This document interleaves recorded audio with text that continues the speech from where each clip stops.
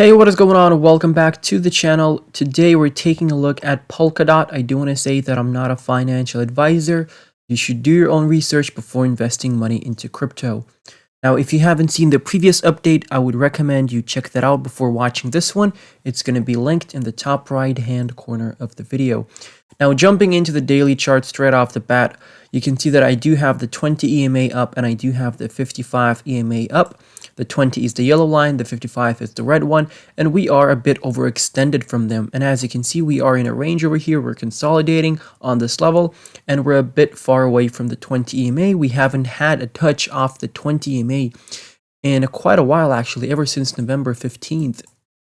So more than a month now, and I would expect a bounce off of the 20 EMA, a touch of resistance, and then get rejected back down, potentially to the 0.618 here on the golden ratio. I do have the fib set up, but I'm not going to go over all the levels right now because I've done that in the previous videos, and I just want to save time in this one. Now, as you can see, you're still below the golden ratio, so in my opinion, still great entry points over here. If I just take a rectangle over here to point out the great buying zones that we're going to have over here. So pretty much all of this, if you get into this zone over here, that's a strong buying zone in my opinion. So anywhere from $24.30 all the way to $26.38. This is a very, very good area to start dollar cost averaging into Polkadot, because you can see there's high demand in this area. People are buying up the dip from this zone relatively quickly. And as you can see, we are below we're below the golden ratio, and we're hitting our head on the 0.618 on this Fibonacci retracement. So ideally, what I want to see is a break through resistance, back test as support. Now, with this breakthrough, we either can bounce off the 20 EMA, come back to the golden ratio. Maybe we can break through, bounce off the 20 EMA, and then get rejected from the 20 EMA. So two scenarios basically is what I see.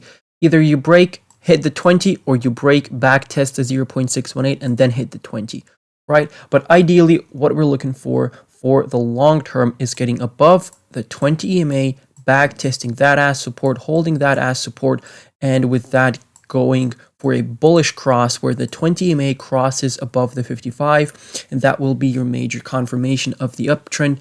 That will basically be your buy signal. But obviously, by that time, the price will be higher.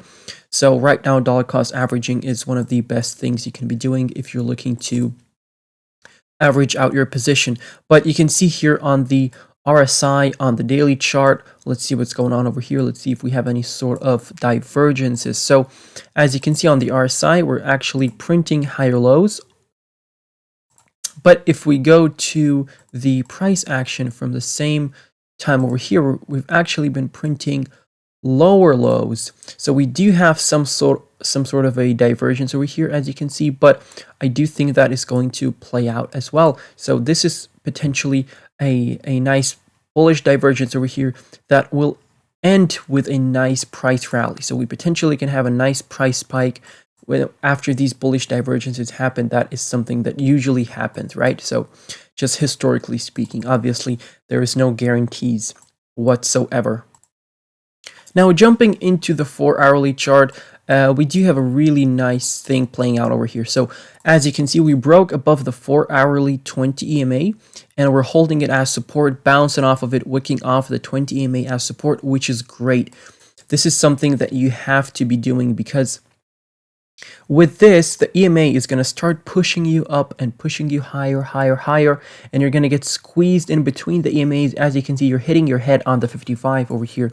So what's going to happen is you're going to get tightened up over here, coiled up in between the EMAs, and then you're going to break out, right? And usually these breakouts are pretty strong, especially before a bullish cross like that. You're going to have a nice spike.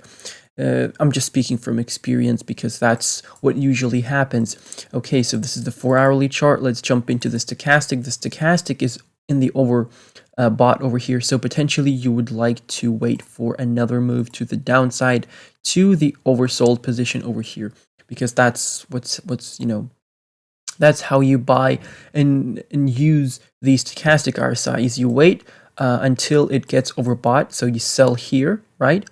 and you wait until it gets oversold and you buy here, right? That's the basic premise of this indicator. Now the MACD, we do have a bullish cross on the MACD, so there's your uptrend confirmation on the 4-hourly chart.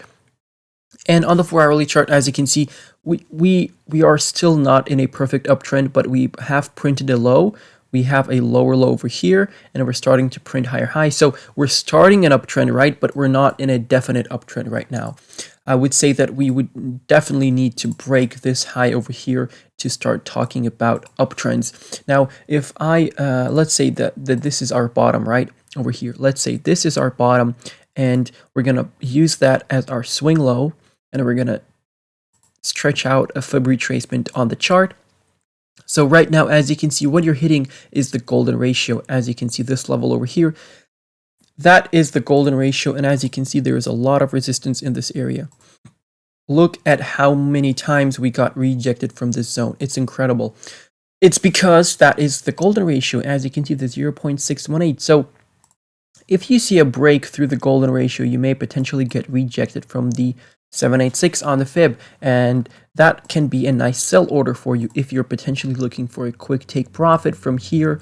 Let's say if you bought in right now and all the way to that 786, that's a 7.1% trade, which is not bad in my opinion at all. So yeah, after that, you're looking for a full retracement towards the $30 range, and after that you're looking at the 1.618 at $34, because the 1.618 is your target after you break through the first fib level, and the first fib level is right over here. So we'll see how this fib holds up, right? Potentially, if you're gonna start falling back down, look for support on the 0.236 as well, $25.50. Maybe even above that, 52 cents. And as you can see, this is a level that we've held nicely as support previously. Look at this, right? Very nice support over here. We got, you know, a little wick down here. It doesn't matter, but we've held that area as support for the most part. So yeah, that's pretty much it. Let's jump into the daily and take a look at the stochastic over there. I'm interested to see what's the stochastic doing. Yeah, so the stochastic is on its way to the upside, so potentially you want to wait for the oversold here, or overbought. I do apologize, sometimes I mix them up. So you want to wait until the stochastic gets overbought over here above the index of 80, and only then you start taking profits, if you're looking to take profits. Obviously, if you're looking to hold Polkadot for the next 4 or 5 years, then you don't need to worry about the price actions right now. You just need to buy off of support levels and dollar cost average, basically. But yeah, that's pretty much it, guys. Thank you for watching. If I missed out anything on the charts, please do let me know down below in the comment section.